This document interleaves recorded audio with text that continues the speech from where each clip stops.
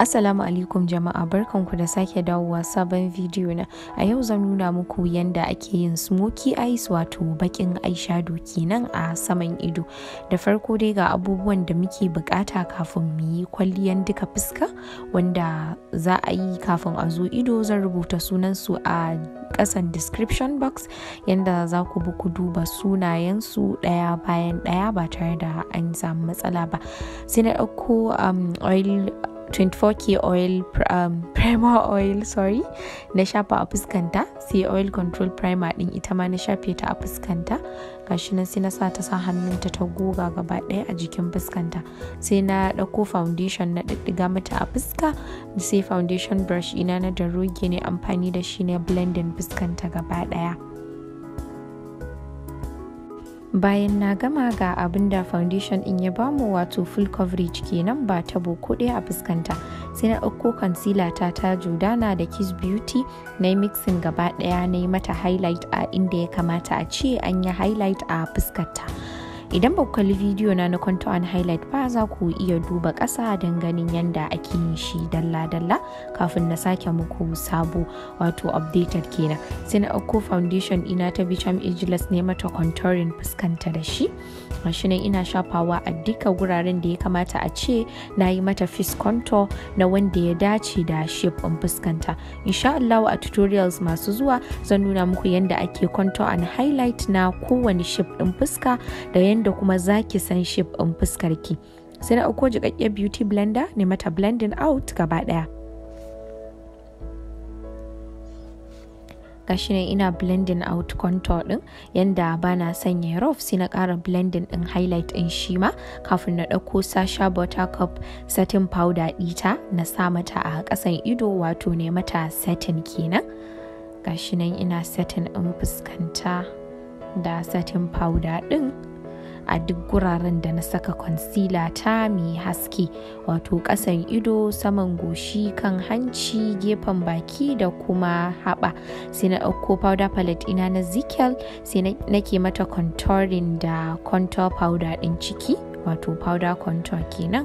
Gashi nan da saman goshinta da gefen fuskanta da kuma sauran guraren da na shafa cream contour, da ƙasan wannan ɗinta, ƙasan haɓarta da kuma kan hancinta.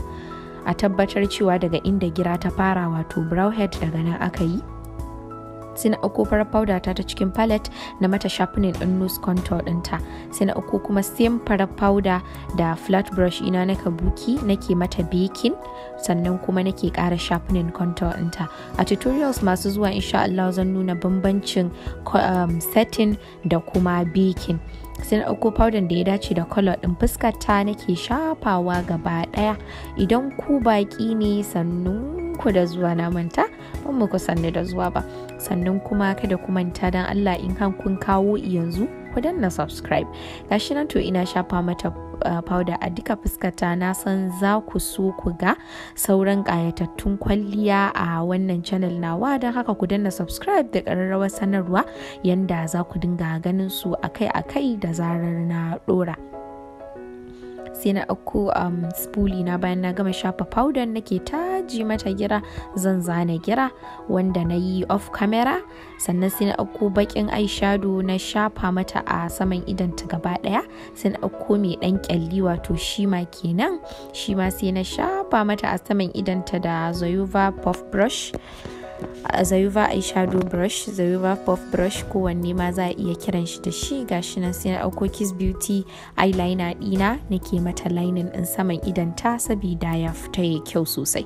Sai na ɗauko Kiss Beauty brown gel liner nake mata lining ɗin bakinta da shi sabida ya fi jagira fitowa, da lip brush ɗina na Urban Decay. Sai na ɗauko Classic Makeup USA nake shafa mata jan a bakinta baki ɗaya. Sannan sai na ɗauko gel liner ɗina na Kiss Beauty baki nake shafa mata shi a matsayin kwalli. Gashi nan ina shafa a hankali sabida kada ta yi kuka. Sai na ɗauko concealer ta Kiss Beauty na shafa mata a tsakiyar bakinta don ya ɗan bani pink ɗin nan kuma yayi kyau. Sai na ɗauko powder brush ina na Zoeva nake rage mata baking ɗin da na yi kafin na saka setting spray.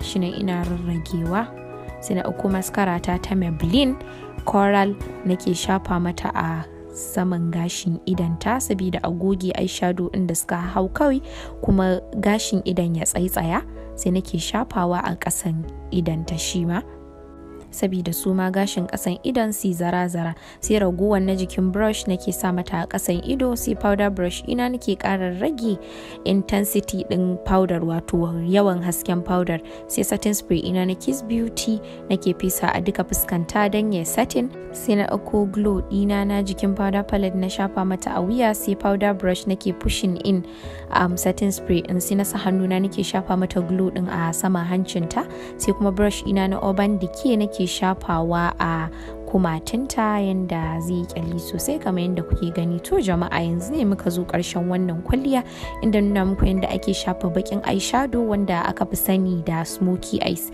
Kada ku manta ku danna subscribe, like, comment, sannan kuma ku danna ƙararrawar sanarwa. Mu haɗu a video na gaba.